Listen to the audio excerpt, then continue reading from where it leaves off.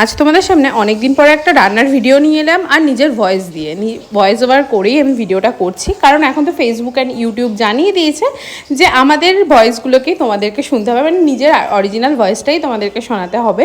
কোনো গান দিলে সেগুলোকে কপিরাইট চলে আসবে বা অন্যের ভয়েস দিলে সেগুলো কপিরাইট চলে আসবে। তো সেটাই একটু কষ্ট করে আমার ভয়েসটা শুনে নিও তোমরা। আর সেদিন রান্না করেছিলাম চিকেন চাপ, যেটা একদম থাইয়ের পিস, আর এটা খেতে কিন্তু অসাম হয়েছিল। এটা রেসিপিটা আমি তোমাদের খুব তাড়াতাড়ি শেয়ার করে দেবো। আর এটার উপরে পেঁয়াজের বেরেস্তা আর শাহি গরম মশলা দিয়ে বেশ সুন্দর করে গার্নিশিং করে দিয়েছিলাম।